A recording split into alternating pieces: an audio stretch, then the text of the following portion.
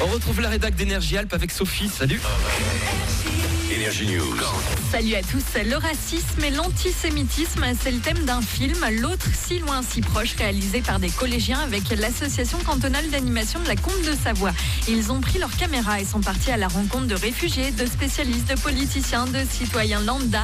Et ils ont visité aussi des lieux chargés d'histoire pour traiter ces thèmes, une expérience que Jules nous décrit.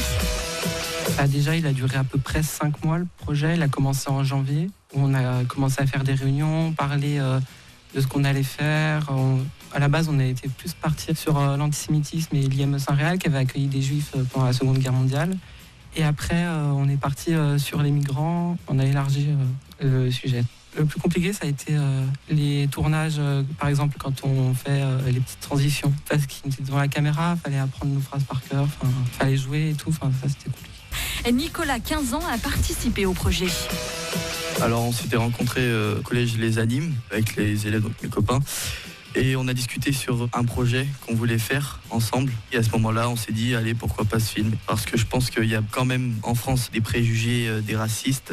Du coup, on a fait beaucoup de rencontres. On a donc rencontré des réfugiés venus de Syrie. Et ils nous ont expliqué comment était la vie des gens en Syrie, comme quoi elle était difficile. Ils nous ont raconté leur passage depuis la Syrie jusqu'en France. Ce que j'ai retenu, c'est des gens bien, il faut les respecter, il faut les aider pour qu'ils soient bien intégrés. Nicolas Aguetaz, 21 ans, est le réalisateur. L'histoire commence avec l'IME.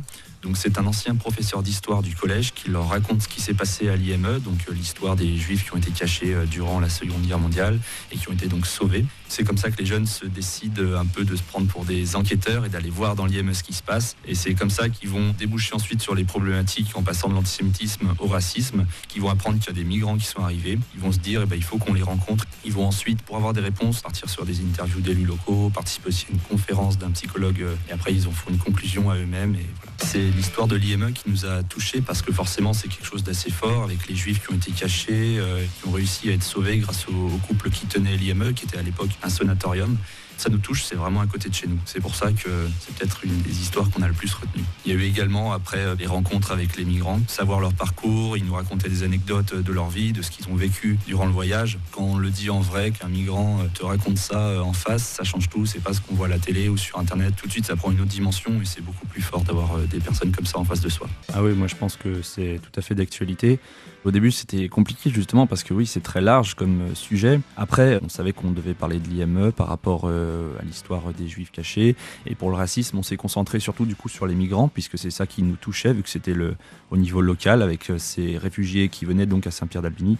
À travers ce film il y a plusieurs messages qu'on veut faire passer, c'est des messages de paix, de tolérance. Surtout c'est la rencontre qui est un peu la solution à tous ces problèmes de racisme. C'est qu'en rencontrant les étrangers qu'on n'aura plus peur d'eux et qu'on arrêtera d'avoir des préjugés. Et pour voir le film L'autre si loin si proche dans son intégralité, direction la chaîne YouTube de la Combe de Savoie.